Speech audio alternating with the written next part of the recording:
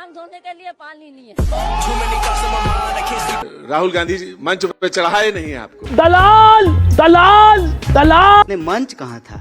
अब वो जो गाड़ी थी, वो जो बना था, जो भी था, ट्रक मेरे लिए पीछे अलग से जो है भैंसिया तैयार हो रही थी।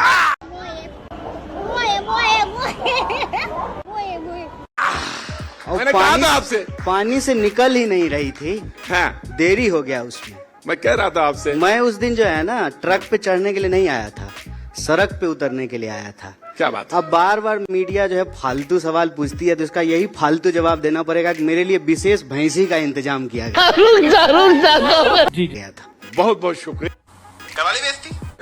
मैंने आप तो ऐसे कह रहे हैं जैसे कि अब आप चले गए हैं यहाँ से। चुनाव नहीं लड़ना क्या इस बार आपको? नहीं, अरे कहना क्या चाहते हो? चले कहाँ गए हैं? क्या आपको मतलब आप चुनाव आयोग हैं? SIR हो रहा है, हम अपना वोटर ID आपको दिखाएं बिहार का। जब हमारा वोटर ID ही बिहार का है, आधार कार्ड बिहार का है, ड्राइविंग लाइसेंस बिहार का है, आवासीय प्रमाण पत्र बिहार का है, तो चले कहाँ गए? तो कम से कम विपक्ष का प्रधानमंत्री थोड़ी हैं कि विदेश चले जाएं।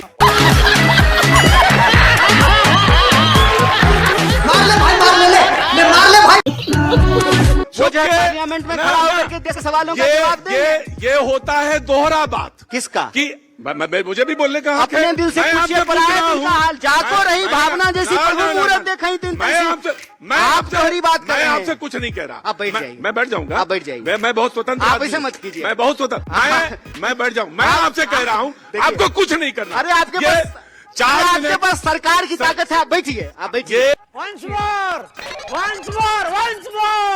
ये 4 मिनट 4 सेकंड बचा। मैं आपसे एक सवाल पूछता हूँ। मैं ये प्रोग्राम अभी तुरंत खत्म हो जाएगा। आप मुझे बता दीजिए क्या कि राहुल जी कौन कौन देश में जाते हैं? सवाल खत्म, सेशन खत्म। राहुल जी देश के नेता प्रतिपक्ष हैं। वो तो पासपोर्ट लेके ही जाते होंगे। तो प्रधानमंत्री मोदी जी ऐसे ही चले जाते हैं। सुनने दीजिए ना। अरे अच्छा, तो देश में अभी सेशन चल रहा है। सेशन में प्रधानमंत्री को विपक्ष के सवालों का जवाब देना चाहिए। तो प्रधानमंत्री जो है देश का सेशन छोड़ करके लंदन का ब्रिज देखने। और मैं बता दूं, नियम ये कहता है कि कंसर्न मिनिस्टर जवाब देगा। पार्लियामेंट्री अफेयर्स जो जानते हैं वो जानते हैं। अच्छा, मिनिस्टर जवाब देगा। अच्छा पहले सुनिए ना। हाँ तो सुने तो नहीं और कुछ। अरे आप खड़ा मत होइए, आप गोदी में बैठे हुए हैं, आप खड़ा मत होइए। खड़ा होने दिक्कत, आप गोदी में बैठे हुए हैं, खड़ा होने का दिक्कत। आप बैठिए। आपके पास सरकार की ताकत है, ऐसे मत कीजिए। आपके पास सरकार की ताकत है, बैठिए। आप बहुत ताकतवर हैं, बैठिए। गोदी में बैठे रहिए। ये कह रहा हूँ कि प्रधानमंत्री कहते हैं कि प्रधानमंत्री का जवाब देने का काम नहीं है, कंसर्न मिनिस्टर जवाब देगा। तो प्रधानमंत्री का काम सिर्फ और सिर्फ संडे को मन की बात करना और सेल्फी खिंचाना है और बास्को डिगावा की तरह दुनिया घूमना है। देश में अच्छा क्या होता है? किसकी सरकार? बोलिए, किसकी सरकार? बोलिए ना जी, किसकी सरकार? ये सब देखने से पहले मैं अंधा क्यों नहीं हो गया? जब सारी चीजें आप ही जानते हैं, आप ही सवाल, आप ही जवाब, तो आप ही जानते हैं। आप दिन भर बोलते हैं ना मोदी सरकार। तो जब मोदी सरकार कहते हैं, केंद्र सरकार नहीं कहते हैं, जब सारा डिपार्टमेंट मोदी जी के चेहरे पे ही चल रहा है, जब सरकार का नाम मोदी सरकार है, तो जवाब कौन देंगे? मोदी जी देंगे ना, कि अमित शाह जवाब देंगे?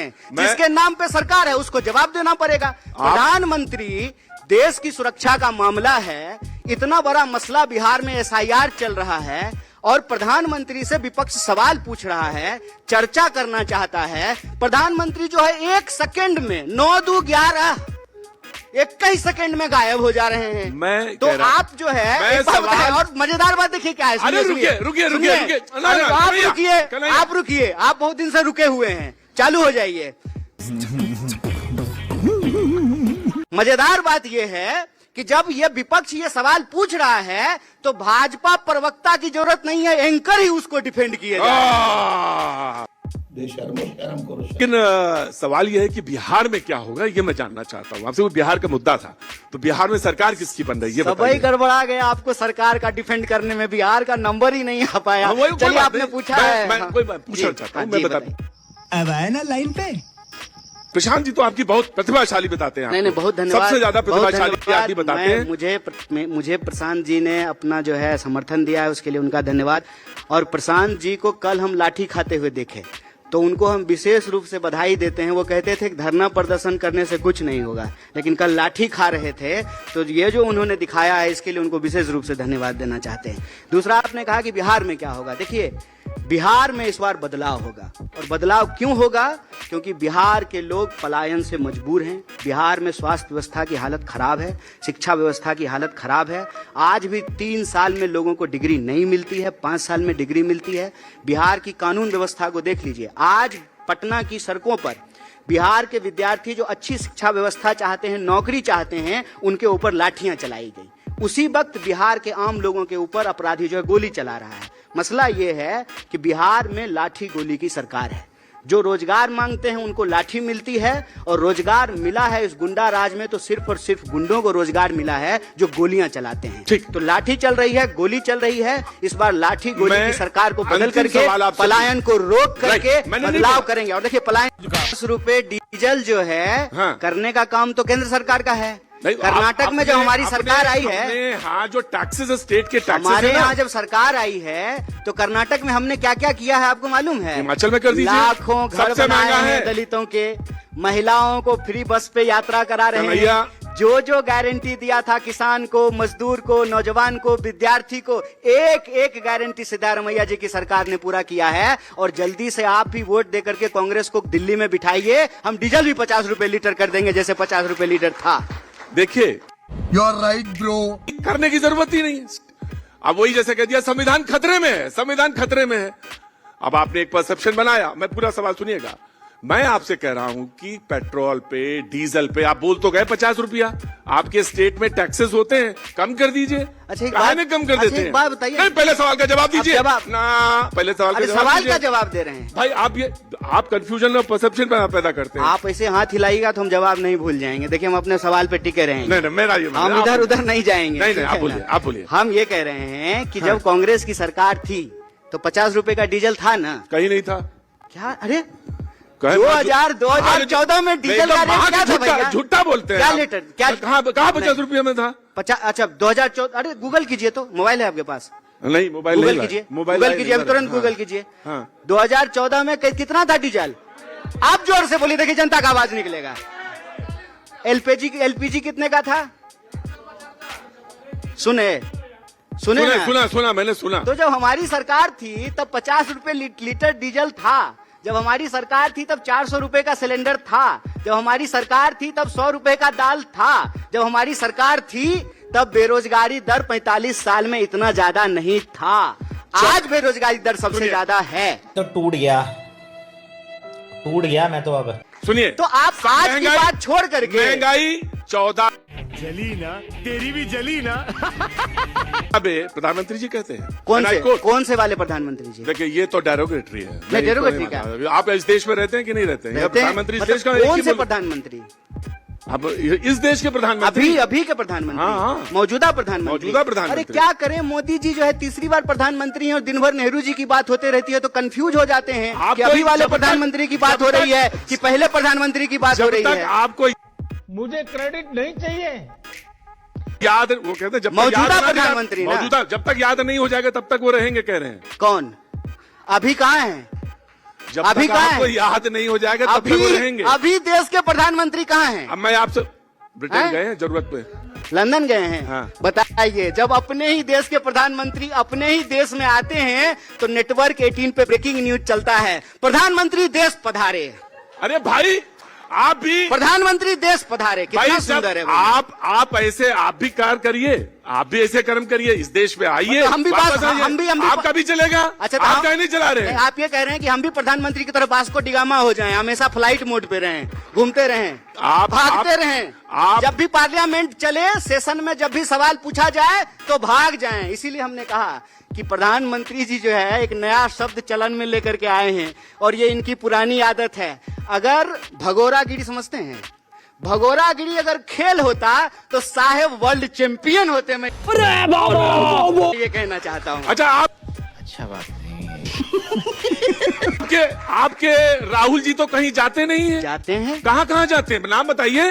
तो राहुल जी प्रधानमंत्री हैं। आ! राहुल जी को प्रधानमंत्री बना दीजिए। तुम कम से कम विपक्ष का एक आदमी मिला जो बोला सब यहीं का है, सारे कागज तैयार हैं और हमारा सब मामला वोट डालने के बिल्कुल तैयार। आपको कोई परेशानी नहीं है? नहीं, हमको भी कोई परेशानी नहीं है और बिहार के किसी भी मतदाता को परेशानी होने भी नहीं देंगे। एक बात आपको स्पष्ट कर दें कि ये जो SIR है ये मतदाताओं के अधिकार पर हमला है और ये जांच नहीं, लोकतंत्र के ऊपर आंच है। ये आंच हम नहीं आने देंगे। जैसे हमारा कागज तैयार है, पूरे बिहार का कागज तैयार है, किसी का वोट नहीं कटने हाँ, देंगे। वो कह रहे हैं 97% काम तैयार हो चुका, खत्म हो चुका है। नहीं, देखिए हम लोग जो है ना आंख में आंकड़े नहीं झोंकते हैं, डेटा नहीं झोंकते हैं आंख में। हम कोई आंकड़ा नहीं दे रहे हैं, हम सिर्फ एक बात कह रहे हैं और चुनाव आयोग कान खोल करके सुन ले, खुल्लम खुल्ला कह रहे हैं, किसी भी जेन्यून वोटर का वोट नहीं काटने देंगे। अगर काटिएगा तो ऐसी की तैसी। गजब बेइज्जती है। कन्हैया भैया, संवैधानिक संस्था को तो आप हड़का रहे हो। कैसे कैसे आप ये मतलब धमकी दे रहे हैं आप? खुलेआम धमकी। अच्छा एक बात बताइए, खुलेआम धमकी। संवैधानिक संस्था इस देश में लोकतंत्र में लोगों की सेवा करने के लिए बनी है। तो आर्टिकल 324, 325, 326 के तहत कर रहा है काम। देखिए ECI इस देश की संवैधानिक संस्था है, क्वासी बॉडी है, किसी पार्टी का इलेक्शन डिपार्टमेंट नहीं है। बिल्कुल नहीं है। तो हम जब जनता की सेवा के लिए बना है तो हम जनता के अधिकार की ही तो बात कर रहे हैं। हम क्या कह रहे हैं कि किसी भी बिहारी जनता का, किसी भी बिहार के नागरिक का वोट देने का अधिकार नहीं छीना जाएगा। इसमें क्या दिक्कत कह रहे हैं? आपने जो शब्द इस्तेमाल किया, हमने कहा कि पता नहीं कि धमकी तो लग रही थी वो। अरे वो गाना नहीं सुने आप? कौन सा बताइए? म्यूजिक बजा रहे थे तो हम तो अरे भाई इप्टा से जुड़े रहे हैं, गाना फिर से हम बजवा सकते आप हैं। म्यूजिक बजाए तो हम भी जो है गाना बजा दिए। हाँ बताइए, कौन सा गाना? कौन सा गाना वाला? बहुत हुआ सम्मान तुम्हारी ऐसी तैसी, आएंगे सीना तान तुम्हारी ऐसी तैसी। यही तो बोले हैं सर।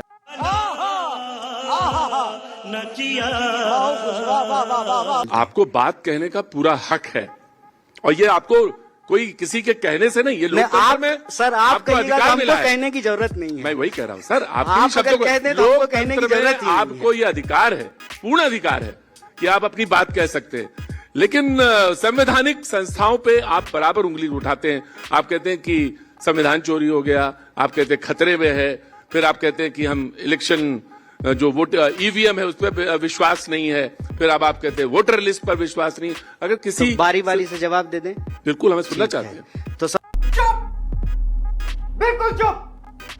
हिम्मत कैसे हुई तेरी मुंह खोलने की? सबसे पहले EVM पर सबसे पहले सवाल बीजेपी ने उठाया था और भाजपा के नेता ने किताब लिखा है, आप जाकर के उसको पढ़ लीजिए। मुझे मालूम है। आडवाणी जी जब चुनाव हार गए थे तो सबसे पहले EVM पे सवाल उठाया। तो आपसे दूसरा, बारी बारी पूछते रहेंगे हम आपसे। दूसरा, तो आप मैं ये आप जानना तो चाहता पूछ हूँ, लिए हैं।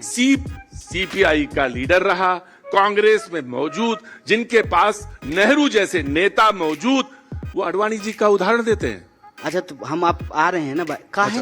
अच्छा एक बात बताइए, मैं जानना चाहता हूँ कि आप हम सवाल यहाँ पे उल्लेख आडवाणी जी का करते हैं। हम सवाल पूछते हैं ECI से, बीजेपी को काहे मिर्ची लगती है? बिल्कुल नहीं लगनी चाहिए। यही बात ना, बिल्कुल नहीं लगनी क्योंकि चाहिए। बीजेपी को मिर्ची लगती है इसीलिए हम आपको बीजेपी का और आडवाणी जी का उदाहरण दे रहे हैं। राइट। अगर बीजेपी को मिर्ची नहीं लगी होती तो हम जो है आडवाणी जी का उदाहरण नहीं दे रहे होते। तो EVM पर सबसे पहला सवाल भाजपा ने उठाया। 1, 2, यह जो वोटर पुनरीक्षण हो रहा है SIR, इससे 2 बात साबित होता है। पहला कि राहुल गांधी ठीक कह रहे थे और चुनाव आयोग उनके सवालों का जवाब नहीं दे रही थी। राहुल गांधी क्या कह रहे थे?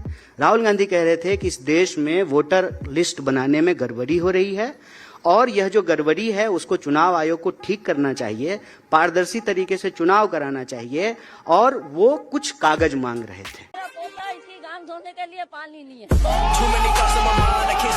ठीक है, तो जब राहुल गांधी जी कागज मांग रहे हैं तो गलत, और ECI जब कागज मांगे तो सही। पहले तो चुनाव आयोग यह स्वीकार करे। मैं इसी पे बस लास्ट बात, पहले तो चुनाव आयोग यह स्वीकार करे कि हाँ वोटर लिस्ट में गड़बड़ी है, उसको ठीक करने की जरूरत है। तो 2003 में जो है वोटर पुनरीक्षण का काम हुआ था, उसके बाद जो है नीतीश जी मुख्यमंत्री बने हैं, मोदी जी प्रधानमंत्री बने हैं, मतलब गलत वोटर के आधार पर जो है मुख्यमंत्री और प्रधानमंत्री बन गए हैं।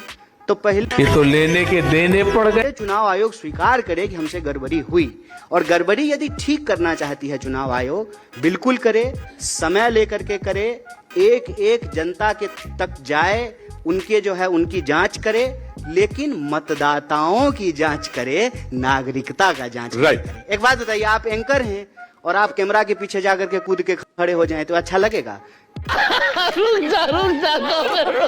कैमरा पर्सन का काम अलग है, एंकर का काम अलग है, नागरिकता जांचने का काम जो है गृह मंत्रालय का है, ईसीआई का काम वोटर लिस्ट बनाने का है। और एक बात बताइए, जो कागज मांग रही है ईसीआई, बहुत इंपॉर्टेंट बात मैं आपको कह रहा हूं, जो कागज ईसीआई मांग रही है वो कागज आधार के आधार पर बनता है, लेकिन कहते हैं कि आधार नहीं मानेंगे। बताइए, आधार से आपका बैंक का पासबुक खुल जाएगा, उससे जो है आपका वो नो योर कस्टमर केवाईसी हो जाएगा, और वो आधार जो है आपको वोटर आईडी में आपका नाम होगा कि नहीं होगा उसके लिए मान्य नहीं है।